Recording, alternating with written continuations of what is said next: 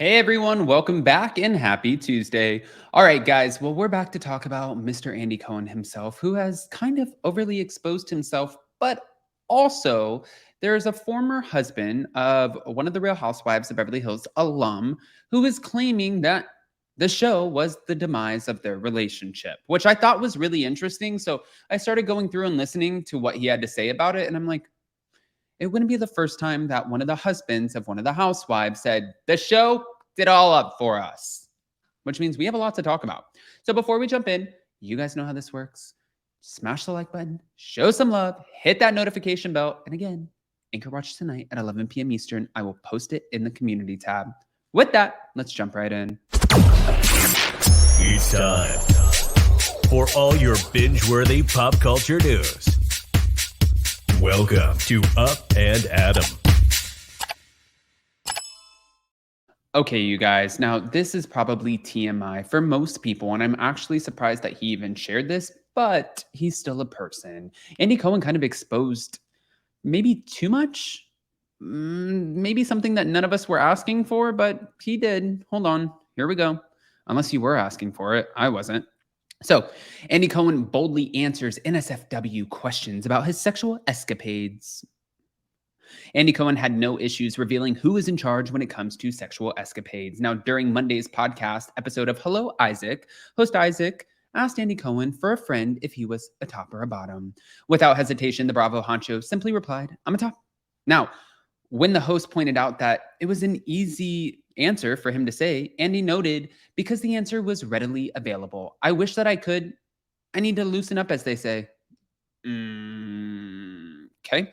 Now, during the conversation, Andy also talked about how frustrating it can be to read false narratives on social media about him, especially because he's so outspoken and transparent about so many things, including about, well, what he's talked about more than a lot of things, which is being a top and loving to have lots of sex, which he says.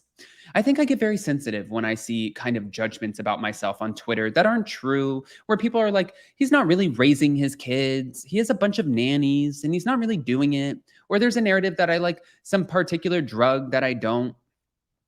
Actually, to be fair, yeah, there really are those narratives. I've heard all of these things about Andy Cohen, which also he's at the top. So of course you're going to hear rumors all the time, and then it's up for you or up to you to decide whether or not you're going to believe those rumors or if those rumors are just that, a rumor. But wait, Andy Cohen tends to be very open about his struggles as a single parent, raising his 4-year-old son Ben and his 1-year-old daughter Lucy in New York City while juggling his huge Bravo role and his show.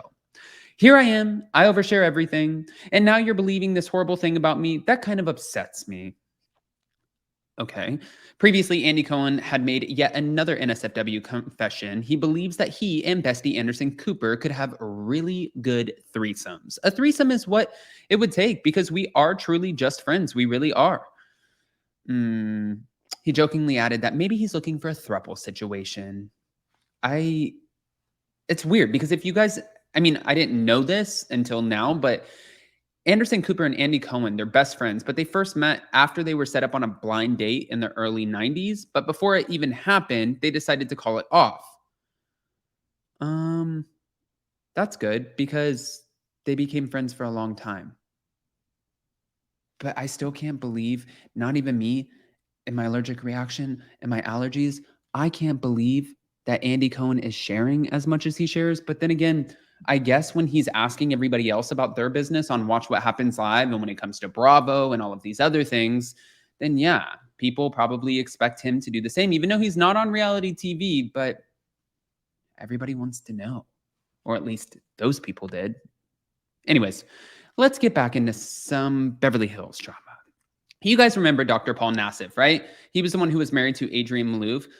Well, according to Page 6, he said that Real Housewives of Beverly Hills led to the demise of his marriage, which that marriage looked like hell anyways. Do you guys remember watching the show? Dr. Paul Nassif said letting cameras follow his and ex-wife, Adrienne Maloof, around him on the Real Housewives of Beverly Hills led to the demise of their marriage. He appeared on the first 3 seasons of the show back when Adrienne was a main cast member. Now, they were married for about 10 years before they got a divorce in 2012. And they were not like, do you remember the show? They always bickered. She didn't like the fact that he had a hairy back. She wanted him to use the right china. She bossed him around all the time, and then he liked to annoy her. He wanted to be the center of attention. She's like, it's called The Real Housewives of Beverly Hills, not The Real House Husbands. And finally, he ended up getting his own show called Botched, which ended up being really great because then he got to be the star along with Dr. Terry DeBrow. But for The Real Housewives of Beverly Hills, Adrienne Maloof was like, no, bitch, not today. Getting back into it. So the Botched star, of course, appeared for the first 3 seasons. And he said, I don't think I'd ever do something like that again, especially if, I look at my background with this. I think being on a reality show, it did speed up our demise and divorce. And I think it was going to happen anyway, eventually. Now, during their ill-fated union, the pair welcomed 3 children, Gavin, who's 20, and 17-year-old twins, Christian and Colin. And he also just welcomed a new baby, a couple years ago. And despite the fact that they're no longer together, the pair share a close relationship as they continue to co-parent their 3 boys. I've talked to her at least probably 5-6 times a week, which is a good thing for our kids. But following his divorce from Adrienne in 2012, Dr. Nassif went on to find his second wife, Brittany. That's the one that he had the baby with. The pair tied the knot in a lavish LA ceremony in September of 2019 and followed it up with a reception in Greece. Then they went on to welcome their daughter, Paulina, in 2020. When asked if he and his wife ever plan on joining the Real Housewives of Beverly Hills, given that it wouldn't be his first rodeo, he said a Bravo comeback is not in his cards, which he said, I think we're too boring. And listen, boring is good because we're not going to go in and argue and do all that stuff and start up and really get into it. Brittany can be very saucy. So if you mess with her, sure, she can. I'll tell you that. But I don't see us going back on the show. Now, it seems as though Adrienne is also on good terms with his wife, Brittany, because in June, they hung out together in Las Vegas and they went to go see the Golden Knights. So obviously, it might have been the demise of the relationship, but it wasn't the end of their actual relationship. But it's not the first, you're not the first husband or relationship to just fall apart and crumble on reality TV. Like, this is kind of how it works, which is really shitty. And then if you can save or salvage your relationship, well, you're doing really great. If you can invite all of the cameras in and all of the backlash and all of the drama and the rumors, and you can get through all of that, you're good.